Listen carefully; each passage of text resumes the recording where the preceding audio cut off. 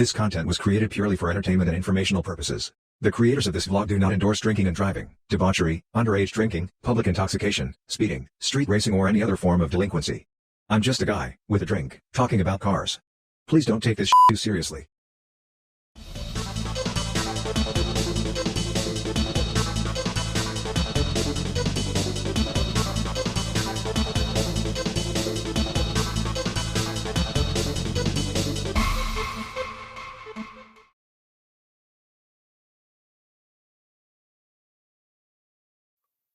What up? Back once again. It's your boy, your man, the Africanized honeybee, the killer bee, the car guy block 05 at gmail.com guy at 05car on Instagram, at 05car on Twitter, at 05car on Facebook. The word zero, Z-E-R-O, the number 5, feel.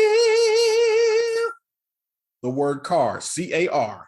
Back with me as always, my fabulous co-host, the queen of wetness, Mae Flowers. What up, Mae? Wow, not the queen of wetness, but I think it's appropriate. You know what I'm saying? Spring, flowers, rain. I see what you did there. I like it. Yeah. I like it. I like it a lot. Honestly, I've got all these flowers growing in my garden and they are now becoming a mess. I like having the color. I hate having to do the maintenance. Yes. Deadheading lilies and spraying for bugs and snails and slugs and dusts and powders. On the other hand, I'm getting hummingbirds, which is always cool. Oh, that's fun. I actually caught one on film yesterday, and I'm doing a time lapse right now. Although I know statistically speaking, my odds of catching a hummingbird again, even if I film for 7 or 8 hours, just pointed at one flower, are like astronomical. Oh yeah, but it's worth a try. Sure, but we're not here to talk about that today. Today, we're talking about, this is Cocktails and Crankshafts, right? And I took away the cocktail of the day, week, month, episode, but we still talk about cocktails because I still drink, even though right now I'm not drinking, thanks to a new medication I'm taking. But fun. that's some real life shit that we're not going to deal with right now. In Fantasyland, I still have a drink every day. Or 2, or 3, or 4. Or 4. Stop. So today we're going to talk about our history with drinking and alcohol and liquor and et cetera, et cetera. And I want to stay focused mostly on the distilled spirits, even though I do drink wine. But I'm not a beer drinker, and I know a lot of people like beer, but I'm not a beer guy. So I kind of want to steer clear of that issue and focus mainly on the distilled spirits, mixed drinks, that kind of thing. So I'll just jump in since I turned 21 before you did. Oh, that's right. I won't say by how many years or anything. No need. So my initial experiences with alcohol are very weird. Wait, did you wait till you were actually 21 to start drinking, or did you sneak beforehand? Kind of, sort of, but not exactly. It's complicated. Okay, first of all, I descend from a long line of alcoholics. And I'm talking Same. About, I have distinct memories in my mind of older relatives being fall down, pissy drunk, like 2-3 people having to hold them up and try to get them into a car drunk. And my parents drank a fair amount when they were in their 30s. I knew people that drank more, but they drank pretty well. My dad regular social drinker people. Well, my dad was a soldier, and he hung out with other big tough army dudes that drank a lot, and they all drank a lot. Although some were clearly on the far side of the raging alcoholic line, and others were not. But my first drink that I can really recall, I was about 12. And my dad gave me a hit off of his Jim Beam and Coke. Ooh. And laughed hysterically as I thought I was going to die.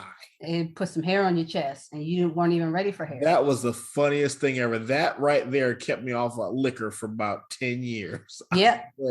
I can see that. God, I didn't know how people drink that stuff, which is funny because I drink a lot of whiskey and bourbon now in my life. But back, no, and then I got high school was a non-issue for me. I got to college as a freshman in college, I had, what was it, a Rolling Rock? I had a Rolling Rock beer. And there's a Ooh. story. There's a story. I was in ROTC. It was spring of my freshman year. We hosted drill meet. We used to host a junior ROTC drill meet. And for us, it was a lot of work because we hosted it, like the Air Force ROTC unit alone did it. We did not involve Army ROTC to help us. So it was a lot of work. And the night before, we were up, we're retallying score sheets because this is before computers. We had to do all the scoring by hand with calculators. We were prepping the scoring sheets or something, whatever it was. We were locked in the ROTC building. All the instructors had gone home. It was just us cadets. And it was like late at night. One of our crosstown students from PWI up the street, he was a senior. He could drink. Oh, so he could drink legally. He came in with sandwiches and Rolling Rock beer, because I guess that's what them dudes did. I was gonna say, because Rolling Rock, that sounds early 90s. like this is 1993. So yeah, he's like, and I'm like, well, I'm only 7. No, I was 18 by then. I was like, well, I'm only 18. He's like, I won't tell anybody. So because my choice was drink the Rolling Rock or go to the water fountain, I drank the Rolling Rock, and I was not terribly impressed. But throughout my undergraduate years, we grew in, let's say, 94, 95. We were doing a lot of Seagram's gin with Welch's juice, the infamous gin and juice. We were the Red Cup Society, of course. You know the deal on campus. Beverages, but if you had it in a red cup and you weren't slurring, the cops would generally leave you alone. Is this before or after you were in an organization that would make punch? This was after. But we didn't have, we couldn't make punch on campus. Right. And then also we didn't. I used to tell people I didn't drink in college because I was broke. I never had money or a car. I never had money to buy liquor or a car to go to the liquor store. So I wasn't doing, plus being the young guy in the crew, I didn't turn 21 until I was solidly into my senior year. But my sophomore, junior year, I don't remember which year it was. They all run together. I guess it was my junior year. We did have some punch. We had some visitors come from out of town for homecoming, some alumni. And they made what they called bushwhacker. That sounds like some stuff that I don't want to try. Okay. I mean, yeah, just, you know the deal. Fruit punch, canned fruit, Everclear. Ooh, Jesus. And probably a couple of other things. But whatever it was sweet and fruity. And I was like, oh, this is good. And I had one cup. And then I had another cup. And I remember thinking, they were like, man, you better slow down. You're going to be in trouble. I was like, man, I can't even taste the alcohol. They were like, that's the point. That's the point. And maybe like 30 minutes later, I had the urge to pee. And I tried to stand up. You played yourself. My legs did not respond to the signals that my brain was sending. I was like, uh-oh. Front row. So yeah, I was. Shit got real. It got real, especially since I had to climb the steps to get to the bathroom. And the funny part was, instead of walking up the steps, I literally just crawled up because it was easier. Ironically, there was no vomiting induced by it because good. After I figured out that I was good and drunk, I just quit drinking and mellowed out, and I didn't have to go anywhere. So I stayed tonight. I slept on the floor that night, and around the wee hours, like 4 or 5 the next morning, I got up and drove back to campus. But and I was in a good place because I was at my Line Brothers house, and I was in a safe place, as they say. I didn't do a lot. Yeah, so basically I became the homecoming drinker.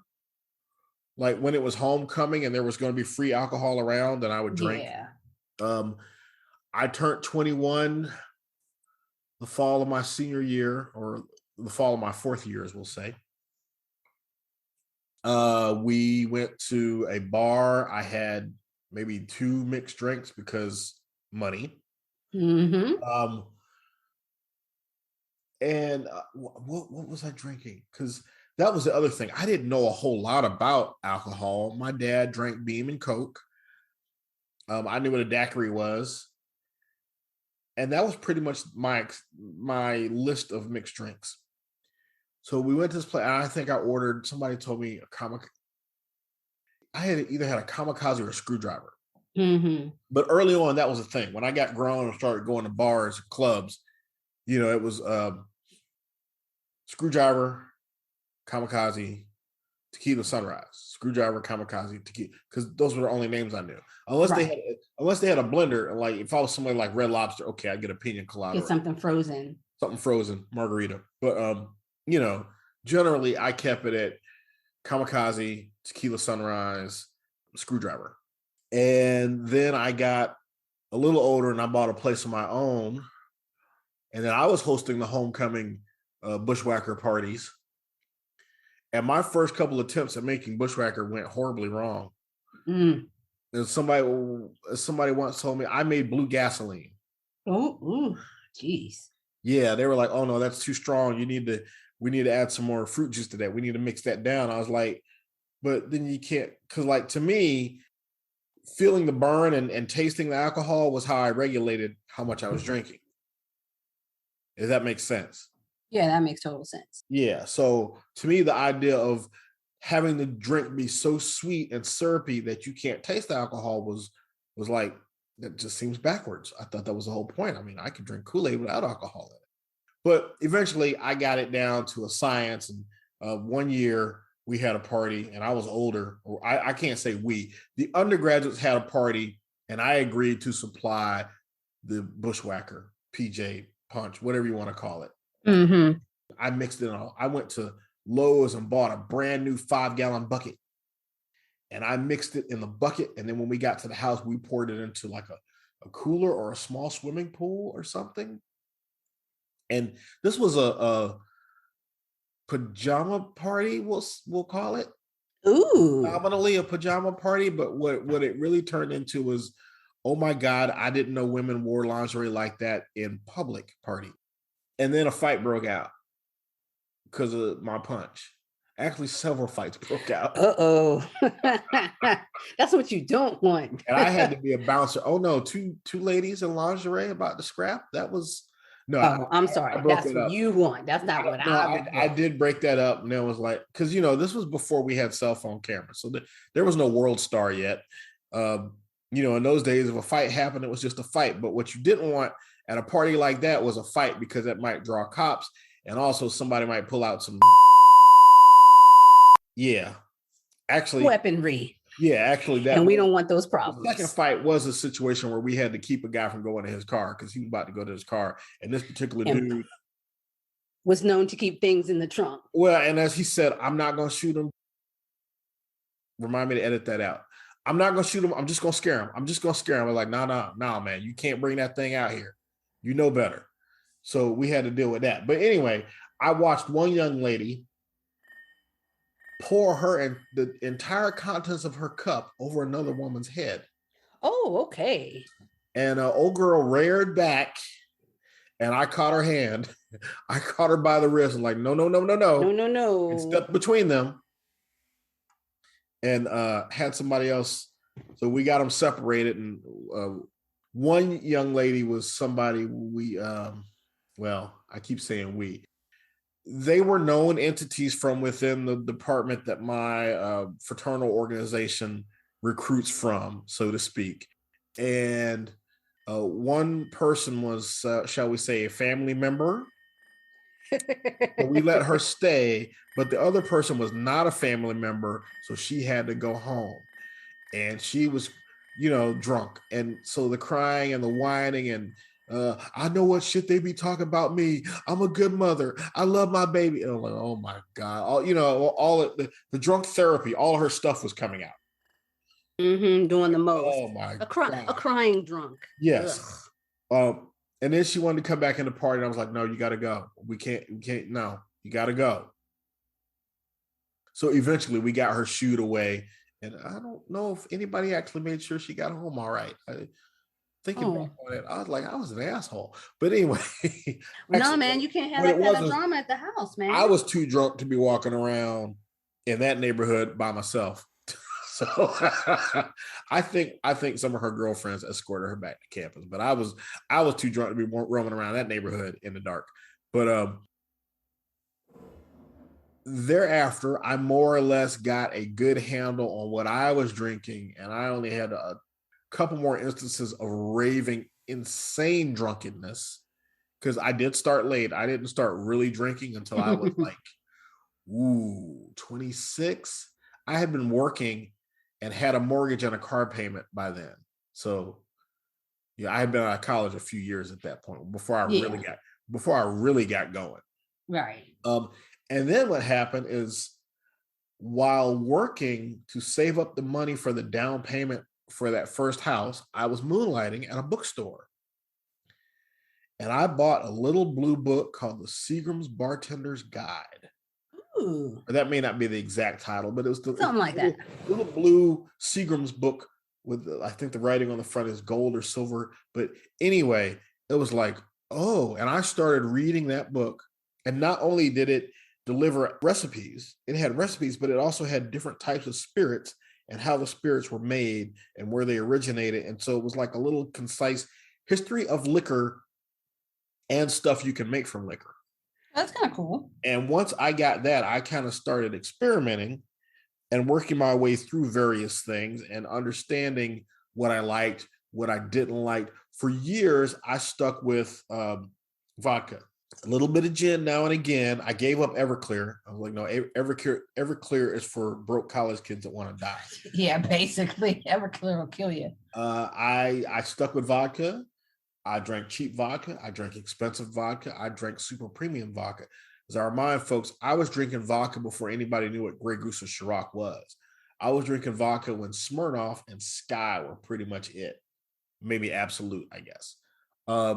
Yeah, I like vodka. I still like vodka, but I branched off into other things. I did some rum.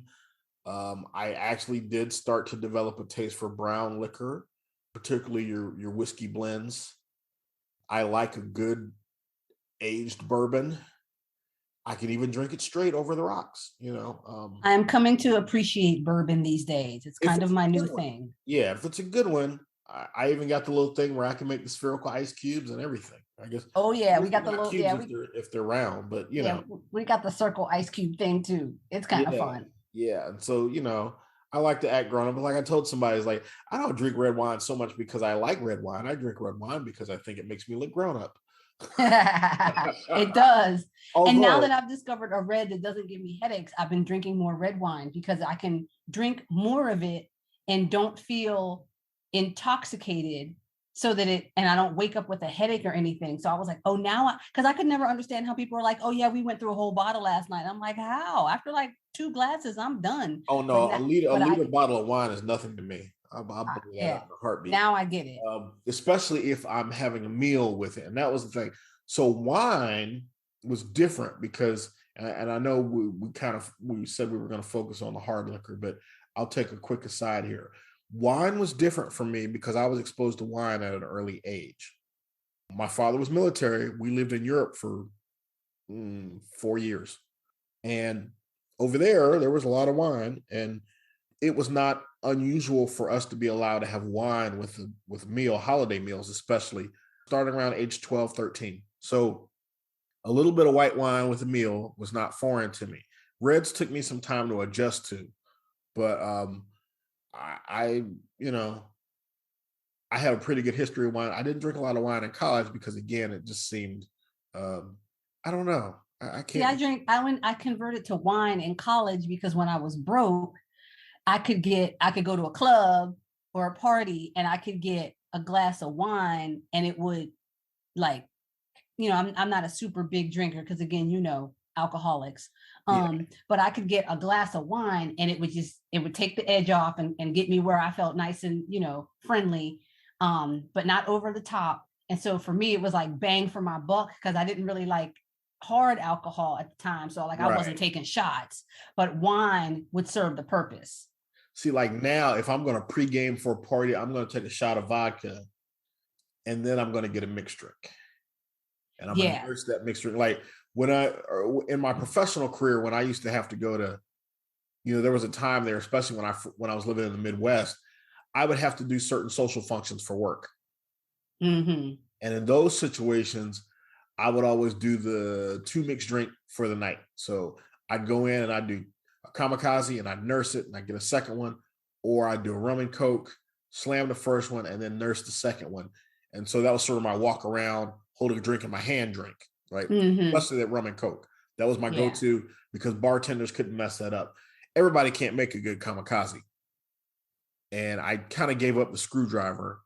Ooh, yeah, I gave those up early. That was like the first thing to go when I got sophisticated with my drinking. The kamikaze, everybody can't make a good kamikaze. And the same thing for Cosmo and some of the flavored martinis. They have to know what they're doing to make those drinks. So when in doubt, I go with a rum and coke, especially if I know it's going to be a late night anyway, and I'm not worried about the caffeine because I am sensitive to caffeine and it will keep me up. But yeah, the rum and coke was kind of my grown-up party cocktail walk around drink, right? And wine I kind of reserved for sit-down dinners, and reds are only for basically when I'm at home and I'm having a super rare, oh my God, is that thing even dead steak? Yeah, that's pretty much it. And then I got into when I started this channel, I started going through my bartending guide, and that's where a lot of the drinks for the day came from. They came out of that Seagram's book. And then sometimes I would look on the internet for weird stuff just to kind of experiment with different flavors and combinations. And you would be amazed at how many variations there are of gin drinks.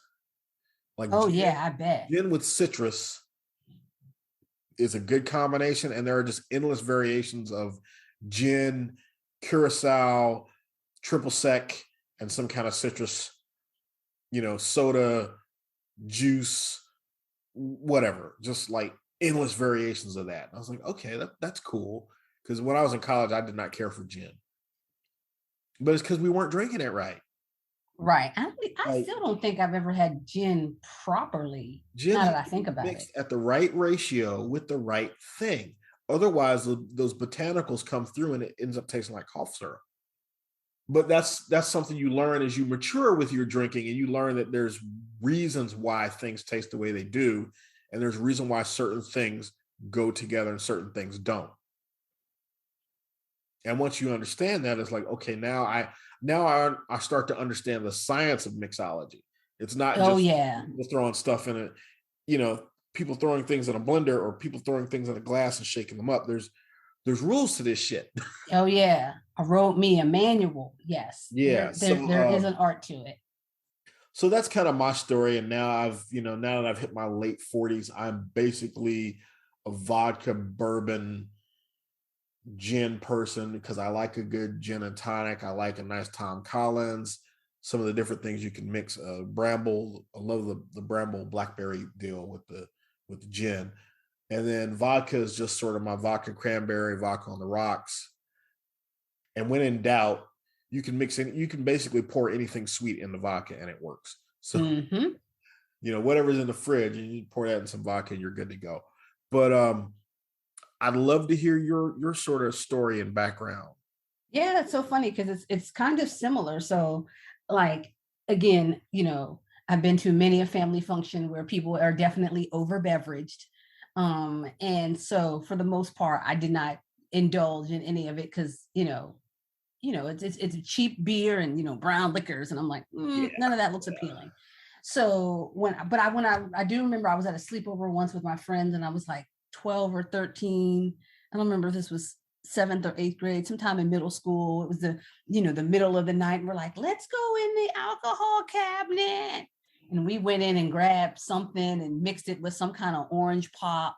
And it was disgusting. And then we did the thing where we put the water in the bottle to fill the line back up to where it was, dumb shit. No, I never did because I don't believe I can get away with that. Oh, we tried it. Those are chemicals. They taste different.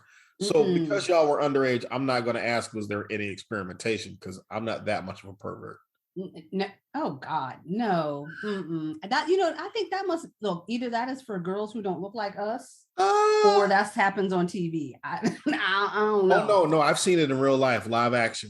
Oh, well, that same party where the fight broke out, the lingerie pajama jam party. Yeah, there was girls making out on command. Girls that look like us. Oh, word? I didn't think we did command. I was like, oh, we do that now. Oh, that must be the alcohol. I like to think it was my punch. I'm pretty positive that was probably the punch. Yeah, because there was a young lady that night that I found attractive that wasn't. Oh, that wasn't nice. Well, by the end, I think she'll look better by the end of my glass. Ain't that what the song said? I mean, there's truth to that. There's a truth to it for a reason. What's the first thing to go? Inhibitions. So after that, I didn't have anything until freshman year in college. One of my suite mates ended up being the girl that always had to be dragged or carried out of somewhere.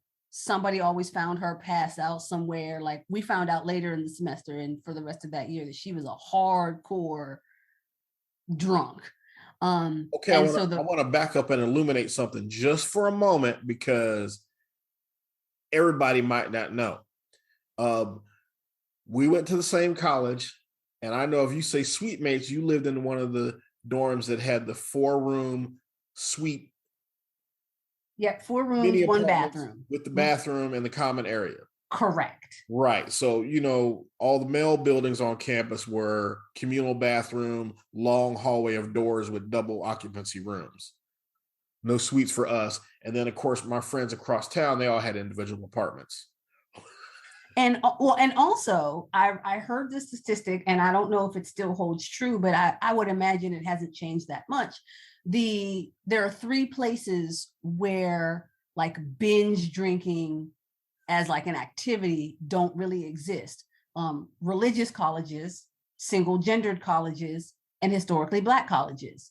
So that's why when people are like, oh my God, you weren't drunk in college. I'm like, no, that's not what we did. Now, there was lots of, right. There was lots of weed.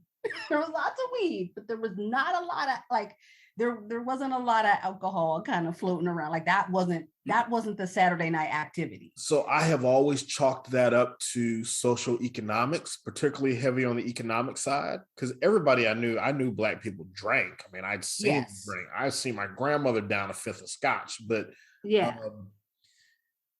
The way I think that's actually like a cultural, I think it's part of the cultural religious conservatism.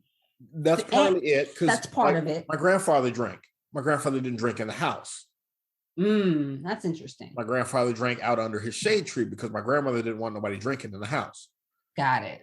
It used to be a standing joke amongst the family that if we were gathered at my grandmother's house and somebody said, we're going to go around the corner. What that means. We're going to such and such's house. That meant it's time to drink. It's time to drink. Right. Where was I? Suite mate. Yeah. So my suite mate ended up being a fall down. We got to carry her. Some dude then carried her across campus. Because as you know, the males slept on one side of campus and the females slept on another side of campus. Some dude had to carry her all the way across. Now, luckily, she was like, 4'11" and maybe 100 pounds soaking wet. Doesn't matter. Still somebody had to carry her across the whole campus because she was that kind of drunk. And I should have known. Because the very first weekend of school when we all got there, that first like Saturday night, she was passing out bottles of Cisco. I don't even know what that was. Some kind of like, something along the lines of like a Mad Dog 2020. Yeah. Oh, and that was something like that. So that was the other thing too. Mad Dog 2020 is what everybody was drinking in like middle school and high school. Ooh, on the back of the bus if it was a long field trip. And I was just like, nah. Where did y'all get Mad Dog 2020? I live in the hood. You live in the hood. Yeah, never mind. I live in the hood. You get that at the corner store. You know what I'm saying? Pick up some now laters and a bottle. See, I grew up on Army bases. you got to show government ID to get alcohol. So it just I think somebody who knew somebody always had an older brother, sister, cousin who was willing to get you something, or if you paid them enough money, or you went into your older brother, sister, cousin's stash, or whatever. So Cisco, and I've never had Cisco, but it's 20% alcohol by volume. So that's a heavily fortified wine. It's 100% nasty. That's like, I'll tell you that. Mad Dog 2020 or Richard's Wild Irish. That shit'll kill you. Good God. Yeah, she was drinking it like water. Wow, that is terrifying. So, I didn't have that kind of drunk in my immediate crew. Yeah, that was the first time I had actually lived up and close and personal with someone who was like that. I mean, and it was an every weekend thing. Soon as class was over Friday, she was starting, and I'm just like, wow. And if that was freshman year of school, I would imagine she had been drinking like that all through high school, right? Because you don't just show up to college like that. I can't think of any of my high school friends that drank. I mean, they might have, but not in my presence, and they didn't invite me, which means they weren't doing a lot of drinking. Right? They were at all. Yeah. So then I didn't really have anything until I turned 21, which would have been at the end of my junior year. So now I had one of the people in our crew turned 21 the year prior. Okay. And she was kind of into drinking, but again, we just weren't into drinking. That just wasn't the thing. And then I turned 21. And then, we occasionally go out. And again, my fundage was low. So if we were going out and I had to spend money on alcohol, I had to get the biggest bang for my buck, which is how I started drinking wine, which I didn't really like because, you go to the club, they're giving you that bottom barrel, cheap, the cheapest house white, the cheapest house red. Pours, them little bullshit pours. Yeah, and all right, and if they're giving you exactly like 4 ounces, no more, it's not great. But I would maximize that, or I was drinking those Smirnoff ices. The Alka-Pops. Yes, I did go through the Alka-Pop phase in the early 2000s because that's what everybody was doing. Because that's what everybody was doing. So I was drinking, because again, I wasn't much of a drinker, but I could hold that bottle most of the night. And then when I was done with it, I could ask for some water and go, whoof, I'm done. God. I had a flashback. Zima. Yeah. Oh, that shit was so nasty. I remember when Zima was a thing. That was the only time I bought a Zima once when I was out. And I do remember my dad drank beer, but he did buy like Zima one time. And I did get one out of the fridge and try it. And I was like, this is so gross. Okay, here's a blast from the past for you. Bartles and James premium wine coolers. The wine coolers. So at every family function, right, in the summertime, there's the cooler with the pop, which as kids we weren't really allowed to touch that. There was the cooler with the Huggies. We could drink those. Mm-hmm.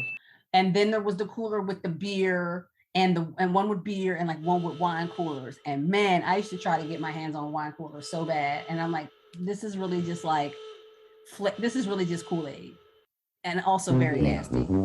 But then after the youngest person in our group turned 21, we decided, because again, we are scientists, okay?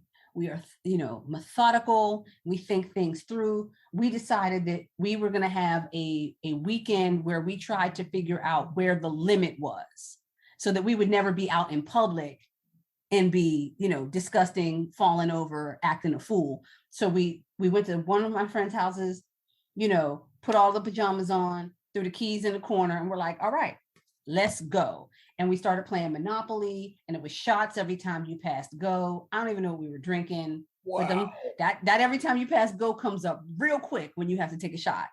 And it shots every time you pass go. And then I think we were playing like spades, and like losers had to take shots, and I had a screwdriver that I was drinking to chase the shots. Oh my gosh. I just remember going into the bathroom. Dinner did not make it. Dinner came back, and I was told that I fell asleep with my head on the toilet, and someone had to have me removed. Oh God! Into the moved out of the bathroom because somebody else had to pee. It was like an apartment. There was only one bathroom, and then it was cool. Eventually, everybody just went to sleep, and we got up the next day, and I had to go to work that day, but I didn't have to work until like 1 p.m. I was nauseous all day. I was eating saltine crackers. That's all I could handle. But I was like, okay, well, now I know what that feels like, and I don't ever want to feel like that again. Okay, I got you. So I figured that out. Although I've only come close to that like two more times in life. So I've been able to handle my alcohol pretty good. But then once I graduated and got into the work world, I work in the drug industry, and in the late 90s, early 2000s, and even up to the mid 2000s. No. Let's clean that up. You work in the I work in the heavy international industry. Biopharmaceutical cabal. There we go. I work in the pharmaceutical industry. And the late 90s, early 2000s, even early up to the mid 2000s, the money was flowing. So we would go to meetings, we've got to do a meeting in Tahoe for 3 days so we can review protocols and that kind of stuff. And, they got the open bar, breakfast, lunch, dinner, snacks, the whole shebang. And so then that's when I started back with wine, because again, everybody's drinking. And you've got to stand, you got to go to the mixer. You got to talk to the people. You got to smooze. And so that's what buffet, bottomless beer. Exactly. So that's when I started drinking wine, because I'm like, I have to stand here and look like I'm, like I'm a professional. Look like a grown up. Right. I got to look like a grown up. I got to socializing. Exactly. Got to network. Can't stigmatize myself by saying I don't drink. Exactly. Because okay, who does that? We're going to pause here because it's going. Oh yeah, because we got less than a minute. Yeah. So where were we? You were telling me the toilet, head in the toilet story. Head in the toilet. Head in the toilet. All of my dinner's gone. Woke up the next day with raging headache, sour stomach, just atrocious. The whole thing. And so I'm like, and apparently we all sort of woke up that way. And we were like, okay, great. Well, now we know kind of where that is and kind of what that feels like. And so now we won't be those people who are out in public acting foolish, fall down nasty drunk, because we we know where those limits are. Famous last words. So then when I'm in the workforce is when I pick up wine, because I'm at the events, gotta look like an adult, everybody's drinking, you can't stand around and sip water because that's not hot. And that's when I went into wine. And so that's kind of basically where I've stuck to, is I drink wine with an occasional meal, mostly as a celebration. I have started, I know we're not going to talk a lot about beer, but I have started drinking more beer. I have learned that I always thought that I didn't like beer because it was nasty. Because again, my dad gave me beer when I was little, and it was like, this is nasty. But what I've learned is that I don't like cheap beer. So I'm one of those people who's into like the craft beer with the 7, 8, 9% alcohol, small batch, barrel aged. I actually had a beer yesterday from a local brewery that is barrel aged with coffee from a local roaster, fancy. See, you sound like my former coworkers. Every team building event, let's go to the brewery. Let's go to this. Right. They got great IPAs. They got this. They got great. That's right. Like, I left North Carolina, and North Carolina was a Bible state. I came back to North Carolina. They got damn breweries everywhere, and I hate them. I hate microbreweries. I hate microbrewery people. And it's funny because the nerd in me loves the science and chemistry of brewing and distilling, but I don't like hops. I don't like the smell of brewing beer. I don't like the smell of beer. I can drink some of the darker European ales, and that's about it. But funny thing about drunk throw up stories. Oh. So I was 30 years old before I ever got that drunk. And that was there's a whole story to this. So it involves a certain Midwestern city that hosts an annual HBCU football game and also a very long racing car race in May. And also a lot of NCAA sporting events. So I was there for none of those things. In fact, I was there for a fantasy football draft. I was like a live in-person one? Yeah, I was a member of a fantasy football league that I had been a part of for several years. It featured a core group of some of my college buddies, and then we had extended the family a little bit. But because I had moved to the Midwest, I was, say, 300 miles from the commissioners, where the commissioner was living at the time. That same city with all the NCAA and HBCU football and long American race held in May. So I was new to the Midwest and I just wanted to get out and do something. So I was like, I'll drive over. And the night before the draft, I got into town and was out cavorting and ran into some young ladies from Gary, Indiana. And I don't know how much you know about Gary, Indiana. Other than it being the home of Michael Jackson. Well, there's a close suburb of a large Midwestern city. Yeah, not a whole lot. Yeah, well, and it's Gary, like one big hood. Gary and Hammond, that used to be steel country. I have some family history in that part of the country. But those cities have fallen on hard times, much like the southern part of Chicago and, just that Rust Belt kind of area in general. And these were some hard hood chicks. And me trying to keep up with them drinking put me in a bad way. I mean, bad, like could not even get to the toilet, ended up throwing up all over the floor in the bed. And I woke up and was like, uh-oh. And I literally just laid my head over the edge of the bed and just threw up in a big puddle on the floor. It was horrible. Sexy. Horrible. Wow. And that was and then I had to get up and go to the draft at my boy's house. And he drafted my team that year because I just curled up in a ball on his couch drinking Gatorade. I was, oh man, I was in like all that liquor and Taco Bell at 2 a.m. Ooh, not the Taco hell. It went bad. It went real bad. And then the next time was New Year's Eve 2006, or was it New Year's Eve 2005? New Year 2006, whatever it was. I think it was 6 going into 7. I went to a, when Black professionals were all doing the First Fridays thing. Oh, wow. Yeah, I remember Fridays that. Group in Minneapolis threw a New Year's Eve party, a shindig. I was dating a woman who lived there in the city in one of the suburbs, Eden Prairie, I guess. So I drove up and we're going to do the weekend. Well, we pre-gamed because this girl was a professional drinker and we'd hit. And I was a moderate drinker. I wasn't prepared to drink all afternoon, then have dinner, then go to the party and drink all night, then leave the party at like 1, go back to her place and drink some more.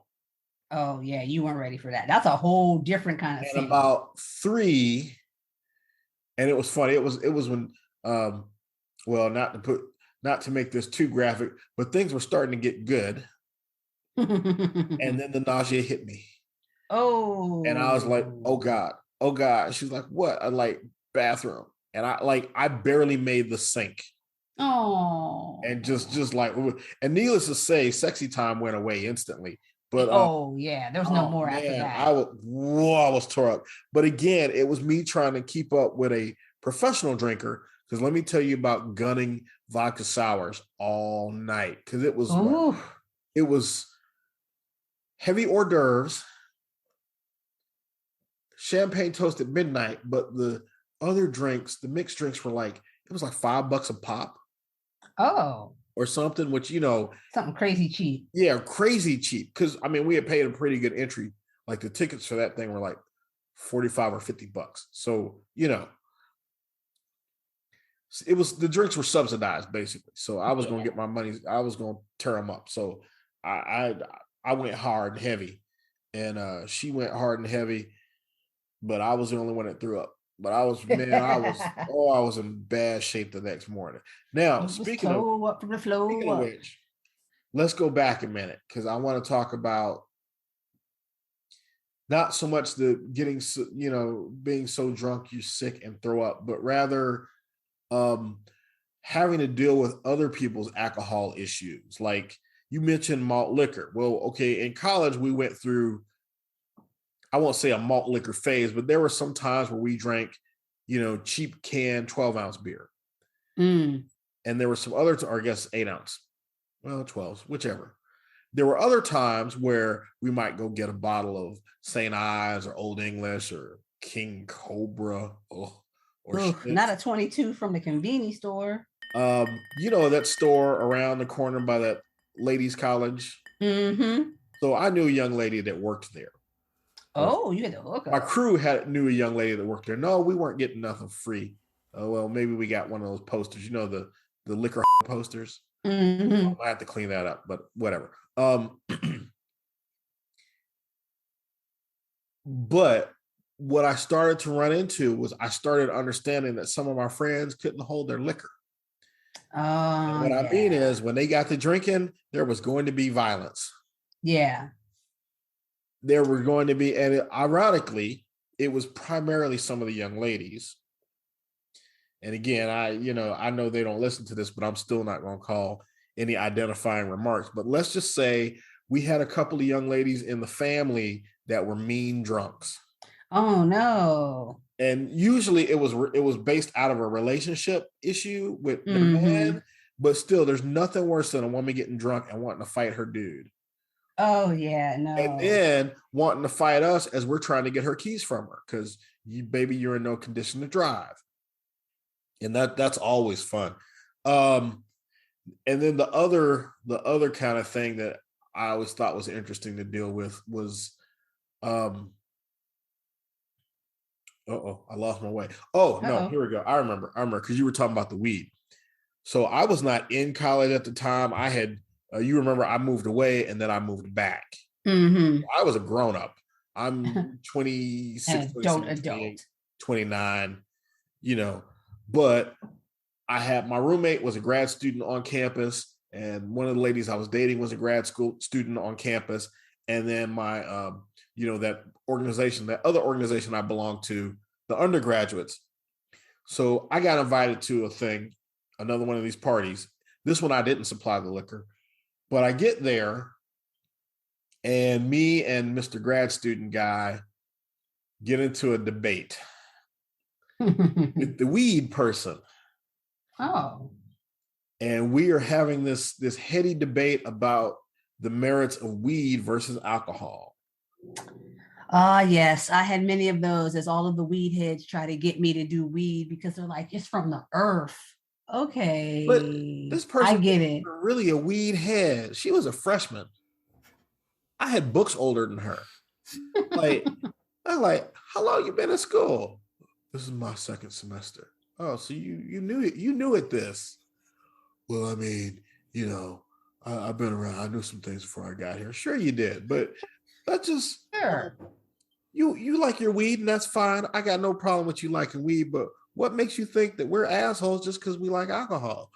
well, I'm just saying alcohol, people are drunks and they want to fight, and I'm mellow and I'm oh I'm more mature God. than these other When college you kids. smoke weed, Like, you just want to chill and you don't want man, to me and Mr. Grad Student were just snickering at this girl. We were just giggling because it was just funny to talk her in circles about this. I'm like, and neither he nor I cared. right. The deal with us and the weed was simply this: the that department that our organization recruited out of Oh, that's right. You was needed to, subject to random tests and random things. test and for cause testing, and a positive test was a condition of your scholarship. So Yeah. Cats was not looking to be caught smoking. I just again, I grew up in a house with people who smoke cigarettes, and I've just never liked, I just don't like smoke. I don't like smoking. No. I don't even like incense burning. Like I don't do candles. I can't have things that make the air thick. I can't do it. So no. I had two grandmothers and a great grandfather who I can remember smoking. Two relatives died of lung cancer. Mm-hmm. One died technically she died from COVID, but she was already she had COPD as they call it now from decades of smoking. So and as a young child, like you, I had some respiratory issues. So the cigarette smoking just was not going to be a thing for me. Yeah, that just wasn't how I was going to get down. I got introduced to weed.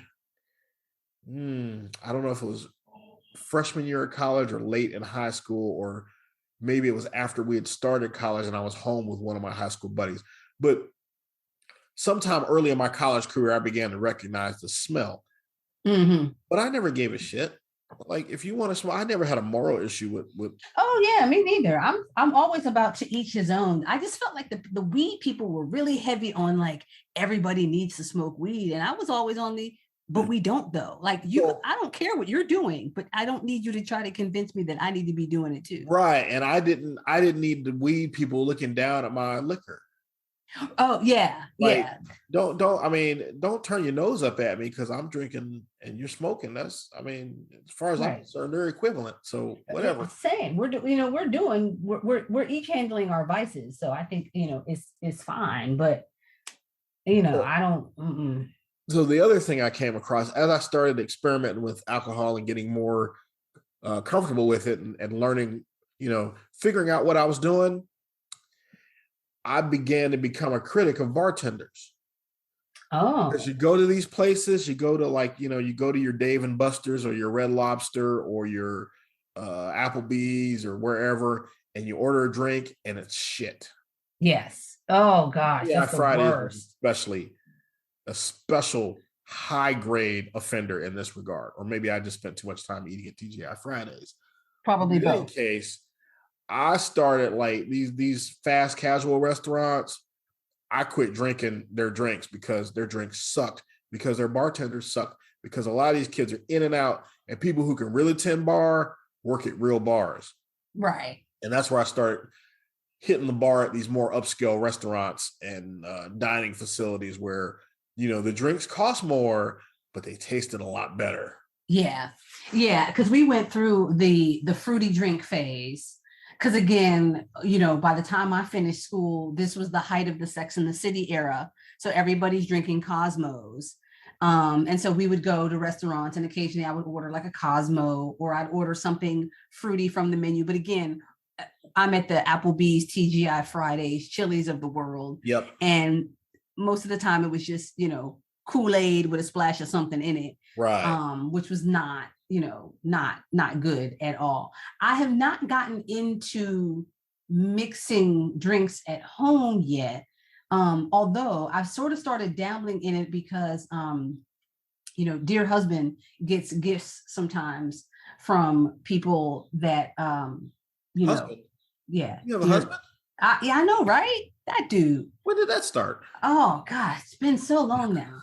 Oh, wait, I was at your wedding, wasn't I? That's right. You were there. Okay. Yeah. Okay. I remember him. Yeah.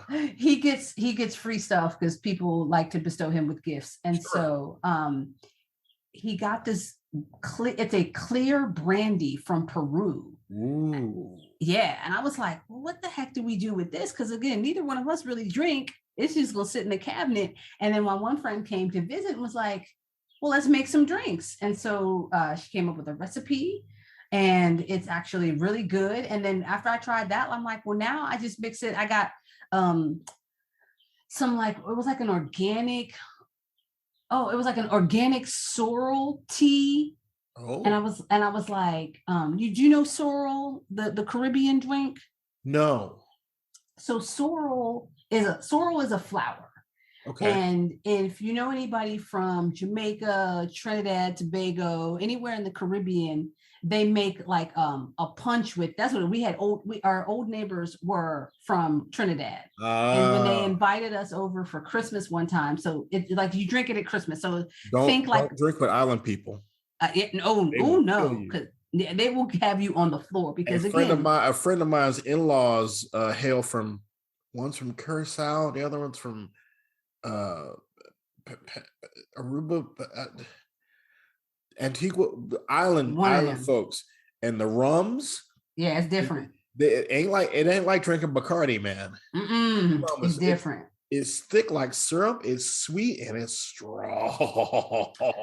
So the sorrel drink, I think you make it. It's like burgundy red. It's kind of like it looks like it's like a mulled wine, but that's not what it is. But at Christmas time, you make like a punch out of it. And my understanding is there's one you make for the kids, and then there's one you make for the adults. And they gave us the just like the juice itself. And they're like, you can, divide it up how you see fit. So I was at this place that makes like local teas and juices and things. And so I got some of the sorrel and I drank that, mixed that with the brandy, and like, whew, so good. Yeah.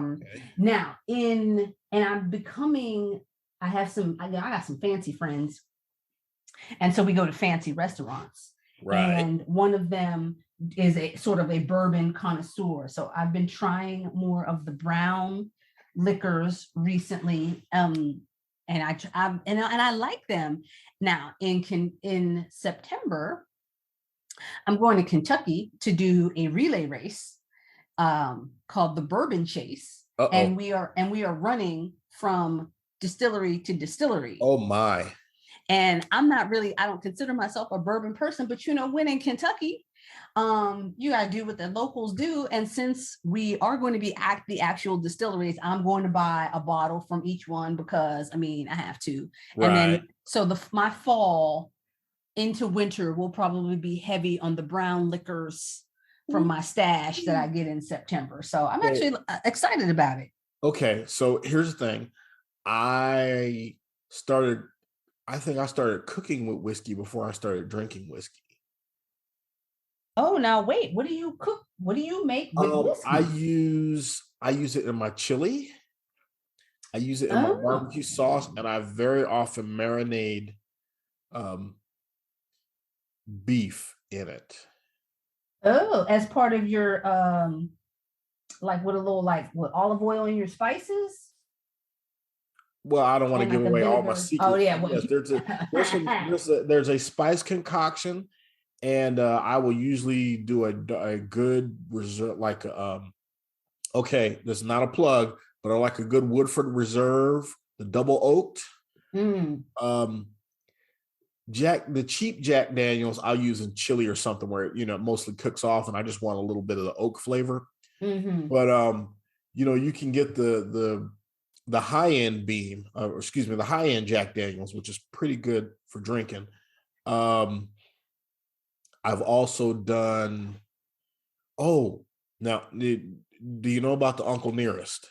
No, what is that? So the Uncle Nearest, and don't get me going to the whole mythology, but basically Uncle Nearest was a slave that actually did the distilling. Yes, who actually made the Jack Daniels. Yes. Yes. So, Uncle Nearest is expensive, but man, you talk about smooth. Oh. I mean, look, my mother don't drink whiskey, and even my mother was like, "Oh, that's smooth." Oh wow.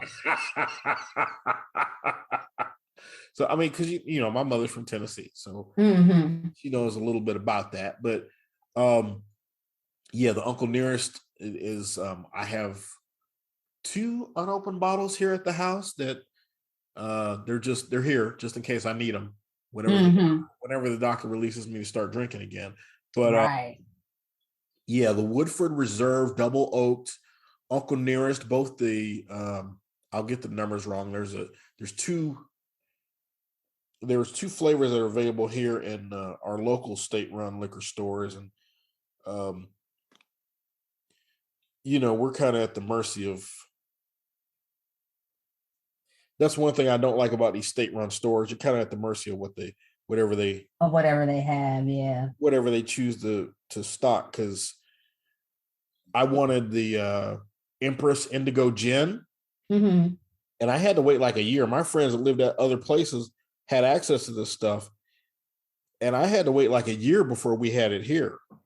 And I was hot behind that. But okay, Uncle Nearest has the 1856 and the 1884. So the 56 is 100 proof and the 84 is 93 proof. Oh, wow. Yeah, so the 56 is the premium aged and the 84 is the small batch. But they're both quite tasty. I sat around with some of my frat brothers imbibing on a bottle of that one year for somebody's birthday. And a good time was had by all. Oh, I bet. So one thing, and again, when I lived in the Midwest, I used to do a lot of mixers. And one of the things we did, again, that whole First Fridays thing there in the 5, 6, 7, 8, 9 years. I guess that's the early aughts. Yeah. Because I know people that's old. I used to know people, they're dead now, but they were old enough that when they said the aughts, they meant the 19 aughts, not the right, not the 2000 aughts. So used to do some First Friday events and some quote unquote young professionals events, and a couple of events sponsored by like my employer, since they were one of the premier employers in that city, and the local chamber. And one night it was the deal at the museum. So they're gonna have a wine tasting at the museum, and an exploration of the space. Those kind of terms were being thrown around. And I remember I got to the point where the person that was serving and me were having a disagreement. Because they were pouring these little bullshit splashes, right? Not a splash. And I'm like, here's a sip. I'm like, look, I paid $50 to be here. I'm gonna need you to pour more wine in this glass. Well, we're not supposed to. I'm not gonna sit here and drink a swallow and come back and ask for another swallow. You're gonna pour me a glass and we're gonna have a situation. Right, like get it done. Well, sir, have you been? No, I'm not drunk. You haven't given me enough liquor to get drunk. That's the point. Right. That's why I'm complaining. Like, over there is a table full of cheese and crackers and toasted breads and fruits. I'm trying to get it in. And you're giving me enough wine that I'm gonna choke on one of these damn crackers. Give me some more wine. Like, so I said, Jamie, are you okay? Yeah, I'm fine. I just right. That's a serious pet peeve of mine. Yeah, if you're gonna pour. It's like, if you're gonna pour. I want a grown-up portion of wine, please. And even if we're doing a tasting, I still need to be able to taste it. I know you're supposed to swish it around and spit it out, whatever. This wasn't that kind of tasting. This was the phony museum tasting. This is where we're actually drinking the wine and eating food. But give me enough wine to drink. Don't have me come to the bar 17,000 times. I'm trying to drink for real. Right. I'm trying to enough of it in my glass that I can have a piece of fruit, have some cheese, have some crackers, have a conversation, take a sip, drop my number on somebody, take a sip, pick up a business card, take a sip, and still have wine left in my glass. Right. To recycle. So yeah, that's a huge pet peeve of mine when I go somewhere to a quote unquote tasting, especially if I gotta pay. And you're pouring bullshit sips. No, can't have it. Now, when I used to live in the former capital of the Confederacy, there was a huge wine festival every February. And as part of your entrance fee, you got, like a really nice, like Rydell glass, really nice. Yep. And they really did pour a splash of wine at each tasting, but it was like a whole, convention center kind of room full of rows and rows and rows. Right. I mean, so it was a legit, we are only giving you a splash. Right. The fun part, I went a couple years, and the fun part was always, I think the doors opened at like noon, 1:00. The fun part was always around like 4 or 5 when you start hearing glasses break, because people have been drinking all afternoon, and all them little barely splashes are starting to add up. And in the beginning, you hear, it'll be like crash. Oh, it's like the whole room like collectively sighs. And then around 2:00, you'll hear that maybe twice an hour. And then around 4 or 5, it's happening like every 20 minutes. You're hearing crash, boom, crash, boom, because everybody's glasses are like hitting the smart people, the savvy old ladies had the glasses on the thing you wear around your neck, so you can't drop the glass. I was like, because at first I was like, you look crazy. Why are you wearing a glass around your neck? And I'm like, oh, now I get it. You can't break the glass if it's around your head and you can't drop it. Right. So we got about 10 minutes, a little under 10 minutes here. So I'm gonna leave you with one memory, and then you're gonna give me one. We're gonna call it a night. Cool. So recall, my father was in the armed forces, and we were in Germany for several years when I was a kid. We went to something called the Bad Dürkheim Wine Festival. Ooh, that sounds fancy. What I remember is we went in a tent, and they started pouring wine. And I think that's where maybe I got the idea that when you're at a wine event, that they're supposed to pour real glasses, because they were pouring my parents real glasses of wine, and my folks left there good and tipsy, as was pretty much everybody else. And whatever you heard about German people, and yes, they can be stiff and all that, because I used to work with a lot of German engineers. But let me tell you, when you get some alcohol in them, when they get their beer or their wine going, they become the friendliest people on earth. Oh, yeah. And so that's a really good memory I have. And again, that's a wine thing, but that's a really strong positive correlation I have to alcohol, is being a kid in Europe and seeing how Europeans drank and would become very gregarious and outgoing. They got a couple drinks in them. But just going to that wine festival and going to some of those things or the Christmas carnival, the winter festivals where they had the spiced hot, wines and whatnot. Just really cool. There are some really cool things that you can do when you can drink responsibly and enjoy your libations. Yes. As part of a celebration and as a part of life, as an enhancement, as opposed to awakening the demon and getting pulled down into the pit with, so there's a line there that you have to learn to deal with. Yes. And so my favorite memory is along those lines where I crossed the line, but it was still, I had a blast. It was the year that the Essence Festival was held outside of New Orleans, because it was the year after Katrina. And the city it was in, one of my friends lived there. And he said, oh, you and your friends are in town. Excellent. Well, meet me at some place and drinks on me. Sure. So the first drink, cool. The second drink, cool. And then he says, well, I'm about to go. Do you guys want something before I leave? Yes. One more drink. Now, this was apple martinis. So on the third apple martini, like everything hit. It's like the scene, it's like the montage in the movie, right? This is my favorite song. I'm doing my favorite dance. This is the best thing. We are having so much fun. It's the lights, it's the thing. So he leaves and I'm still there with my friends. And then all of a sudden, again, I got to go to the bathroom. So I go into the bathroom and I couldn't really squat because 3 apple martinis. So I actually sit. And then when I go to stand up, I was like, oh. Did the room start moving? Oh, did it. So the room starts moving and the steady. And I'm like, okay, you can do this. And I got to walk from the bathroom all the way across this restaurant, club, to the outside where my friends are sitting.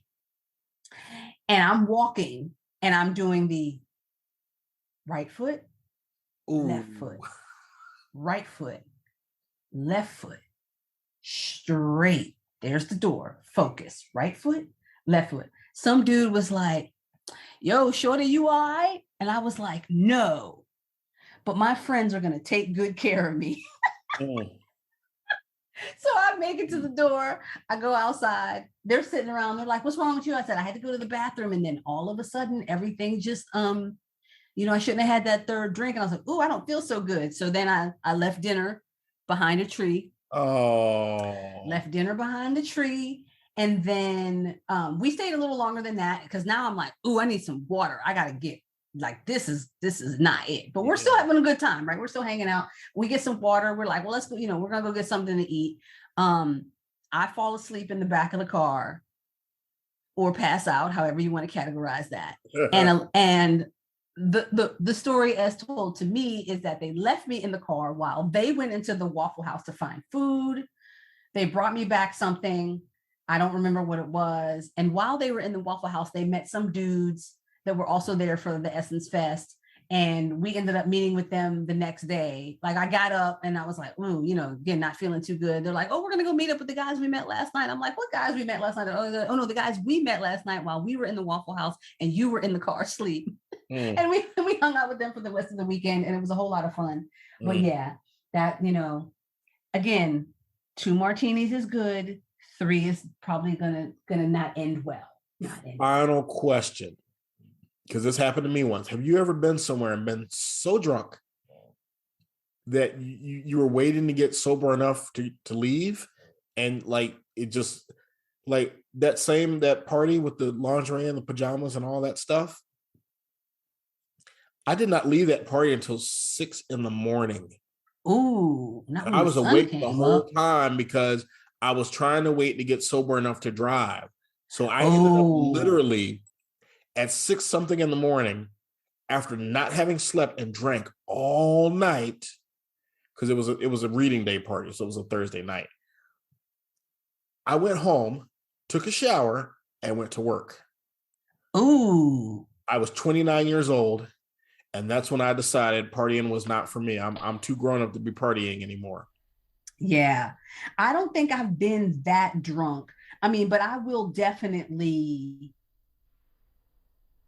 extra sensitive about if I am out somewhere and I do have a drink with dinner. I mean, I'm really going to sit there. Now, I have done that. I will go to my car and sit until I'm like, I just want to make sure that I feel all the way clear. I mean, before I go somewhere. If I'm having a meal and I'm out or, socializing, metabolize, 2, especially if I'm nursing, 2, I feel like I'm gonna be okay, especially at my current body weight. But I mean, I stopped drinking at like, 2. Wow. For like 4 hours, I was just like trying to make myself be sober. It was horrible. Oh yeah, that's hard. I felt good, but it was like, I'm looking at the clock, I'm seeing the sun. I'm like, and there's zombie drunk people still roaming around because they're students. They don't have nothing to do on Friday. That was the whole point. And I'm like, you don't understand. I got to go to work. I got to go to work in 3 hours. I got to go to work in 2 hours. I got to go work in an hour. And then when I did get to work, oh my God, I swear there were keyboard marks in my forehead at one point. I swear I didn't just blink.